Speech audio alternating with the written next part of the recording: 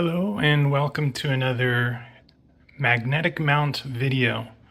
And what you'll see here on this screen is a close-up of the PCB that is used on the what I call the male side, because these are pogo pins.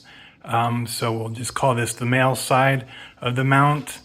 And you'll see in this picture I've got what I call a pogo reinforcement. This is all actually very small, but I have it blown up so you can see it easily on the video. But what I'm going to do is I'm going to show you firsthand how to install this and maybe tell you a little bit of extra information. So let's dive into that. So here you're going to first see C3X. This is the latest, at this time, the latest comma device, and you can see I have the magnetic mount mounted on it already. And first thing that I'm going to do is just talk about what I have when I receive the mounts from Cloud J, who is the person who makes these.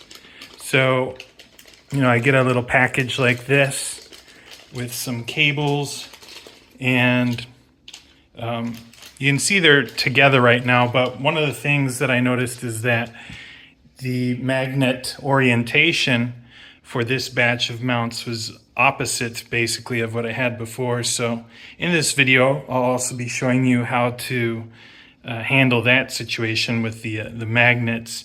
Actually, you most likely won't really be reversing them the way that I am, but I'll tell you, this is my one of the several common devices that I have with the mount on, and it does make it very easy to use these multiple devices when they all have the mounts in the same consistent kind of orientation for the magnets.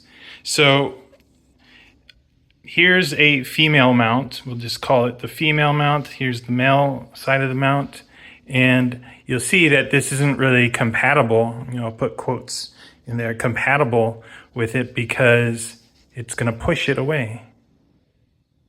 So let me get closer to it here. You can see it's just pushing it away. So I wouldn't even be able to mount this on the windshield if this is what was on the windshield, because it's repelling. It's probably like south to south or north to north, one of those, but it's repelling. So in this video, I'll show you how I remove the magnets as well. And that's a useful thing to do, because whenever you're messing around with like the screws, so you see there's some screws here. Whenever you're messing around with those, they're going to want to get attracted by the magnet, and so they'll be flying all around. So you can kind of neutralize it temporarily by removing the magnets. But like I said, I'll also be switching the magnets between the female and the male. So I'm going to move this out of the way for now. One thing to keep in mind when working on this stuff is these magnets, once again, are very strong. I recommend it keeping at least 6 inches between any magnet and any other magnet. So I'm just going to be very much thinking about that while I make this video. You might occasionally see things like wobble around, like I got little metal pieces here. This has a magnet on it, but this is attracted to magnets as well. So if I was to stand a magnet here, you would see it flying around all weird once I get this close to it. So anyway, let's be very careful. So before I get too far though, here's the pogo pin reinforcement. And this is a 1/16 inch drill bit. And this perfectly sizes the hole to match what I need for the pogo pins. So, and then these little felt pads, this helps soften the blow when the two mounts are meeting each other. So if there is a felt pad on here, it's not going to be as much of a shock. The other thing is I only installed 2 felt pads, and I only installed them on the female side because if you stack these onto each other, it actually is just enough to create a problem with the pogo pins making contact with the other side of the mount. And another thing to remember is that there are 2 USB-C ports on the male side, but one is, and you can see that's already rotating around. But anyway, you can see it's labeled, and it's labeled power. You might not be able to see it too easily, but this says power and this says data. And it's actually mounted the way that I prefer right now, which is I requested Cloud J to basically make it so that this would be more compatible with the C3X, so that it wouldn't mount in such a way that it would obscure the wide camera that faces the road, and we call that E-cam or E-camera. So that would be, you know, basically if this mount was a little bit more forward, it would get in the way of this view, just a tiny bit. So my point is, I make sure to ship all these out with this extra area. So you can see this, we call these claws. It's kind of a little bit more down towards me. And so this more open area is going to have the data side. Also worth noting, the female mount has only 1 USB-C, and this is going to be, of course, data. So data.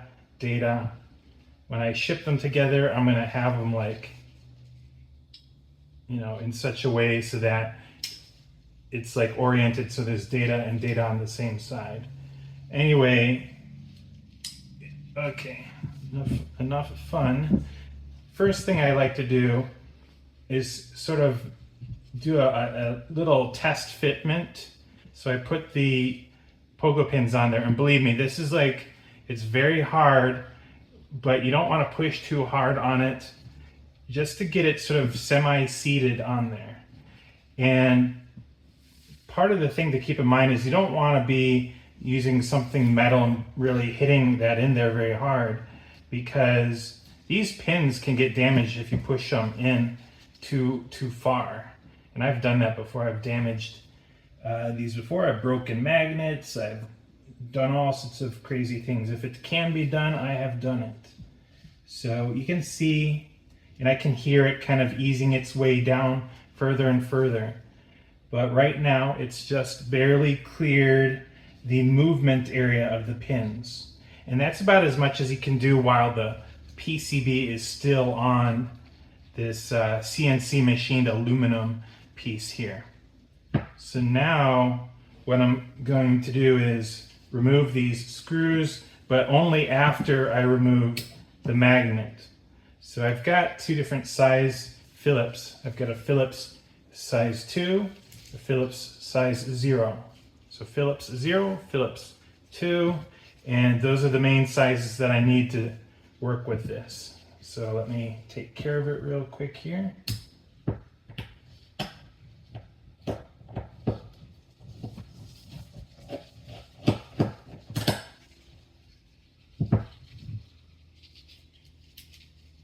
And it's very tricky working around these magnets because they're doing all sorts of funny things. So I'll put this off to the side.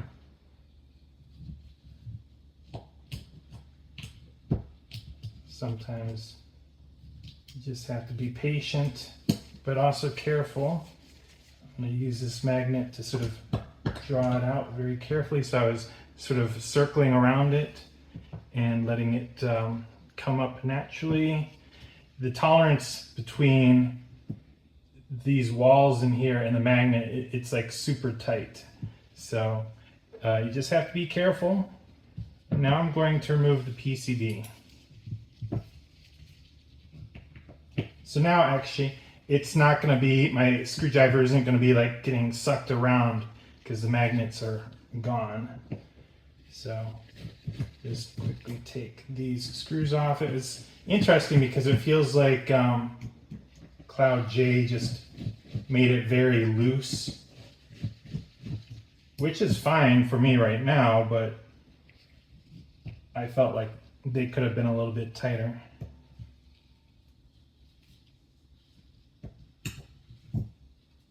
So I'm just using my magnet tool to pull these screws out. I'm thinking very carefully where I place my tools. Now I'm just going to push out this PCB. Okay, and so you'll see, hopefully, I don't know how easily you'll see it, but there's a little bit of gap still between this pogo reinforcement and the black plastic or nylon, whatever it is, from the factory. I did request that the factory make this twice as thick, because the whole reason for this is that the pogo pins, if people weren't careful, they'd start bending out. So, you know, standing straight initially, but then over time get bent, and eventually even break open. So that's obviously not good. I envisioned that it would be a lot easier to have this just be twice as thick, but since the manufacturer didn't want to do that, I had to 3D print these pogo pin reinforcements. So now all I'm going to do is I'm going to push that all the way down. And I'm just using a credit card, an old credit card that doesn't work anymore. And I'm just going to carefully push at this nice and evenly, but very carefully. And I can hear it make just gentle creaking sounds. And just do it just enough to progress it a hair at every attempt here. And now I think it's pretty close to done, because I'm not hearing any weird squeaking noises anymore. So I'm going to inspect it. And yeah, there's no more gap anymore. So it should look just like it was in the picture that I posted earlier, basically. So nice and tight and flush. Also inspect for any cracks. I don't see any cracks in here, so that's good. I've broken a few of these, maybe 2 or 3 of these pogo pin reinforcements, and that's with a couple dozen or so attempts. So there is a chance that if you try it yourself, if you're not careful, you'll break the pogo reinforcement.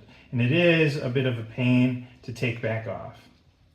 So anyway, I will put this back on here, and just remember that data, in this case, is going to be going that way. So I see data there. Put it back in there and refasten the screws.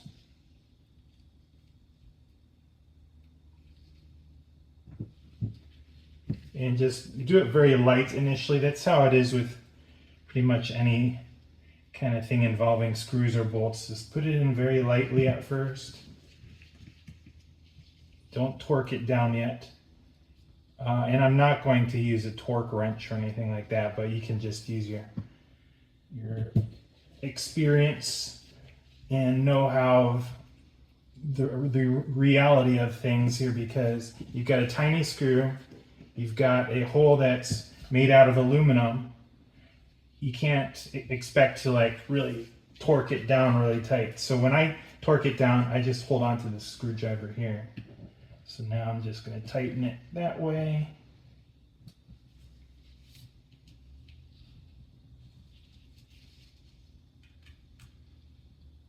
Okay, that's good enough.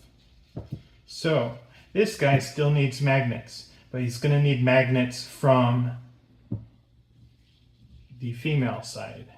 So I'm trying to keep some distance from all the other things that I have around here. I have these are attracted to the magnets, these tweezers. And anyway, I'll move this drill bit off far away. And let's get this Phillips 0 switched out for a Phillips 2. Be very careful, because now the screwdriver is wanting to get attracted to the magnets. So you can see that. And while I have this off, I'm going to put it inside the male side. This helps keep me from getting confused.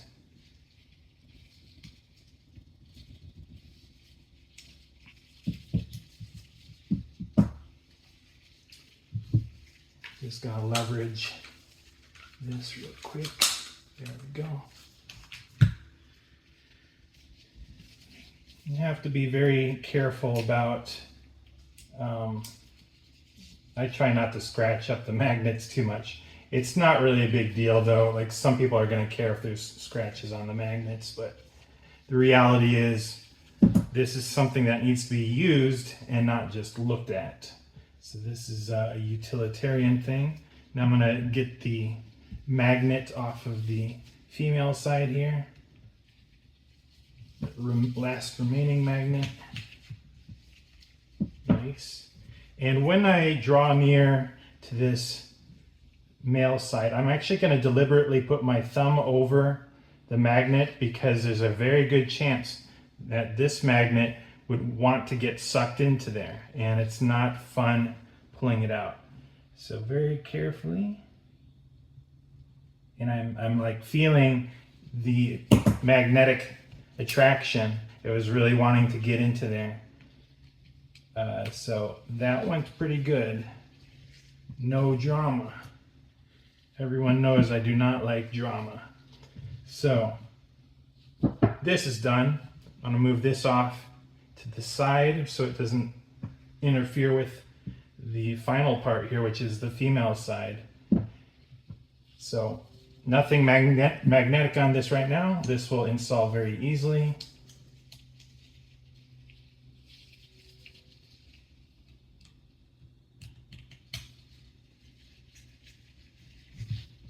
And then one final magnet.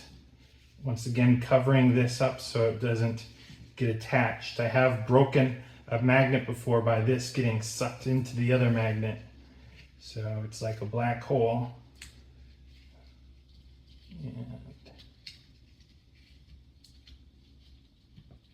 here it goes.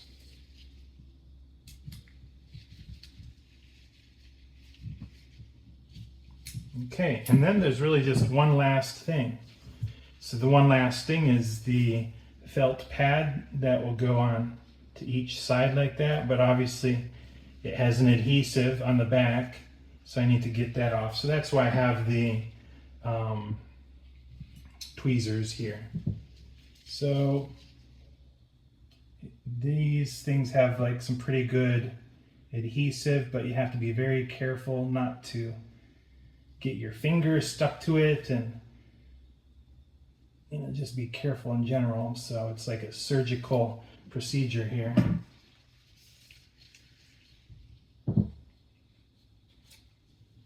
And then it actually doesn't make too big of a difference if you get it exactly on center or a little bit off, because these, you can push these around after they're already on. It does take a little force, but like right now, I kind of intentionally put a little bit off to the left. So you'll see that if I just push on it, I can actually maneuver it back into the center. Now push a little bit up. That looks pretty good. So I have the last felt pad to do here, and then this will be ready.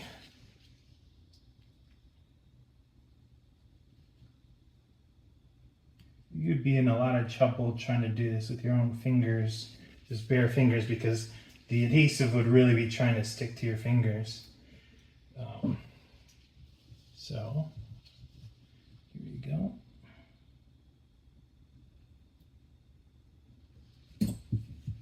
And push it around till it looks like it's in the center. Looks good to me. Yep. So now what I do, when these initially came from the shipment, I showed this before, has this pink stuff in there, and I basically take it and I fold it up, and then I take the male piece, and remembering where the data site is, I line it up like this Data. Okay, and there we go. It looks kind of weird, but when I ship it, this ensures that, believe me, this is not moving anywhere. This is really strong. It makes it so that I know that the recipient will be able to take this off easily. See, that was very easy. But when it was shipped to me, it was shipped like this, and this is very difficult to separate those halves. So I just stick it in here like this, and I've got a system for how I package everything. I had to utilize a box that was 4 by 6 by 3, and that was enough so that I could have it in a box without the boxes sticking to other boxes or sticking to the metal conveyor system. So anyway, that is how you do it. That is the pogo pin process, installation process for the pogo pins and the felt pads. I hope you enjoyed that. Thanks for watching.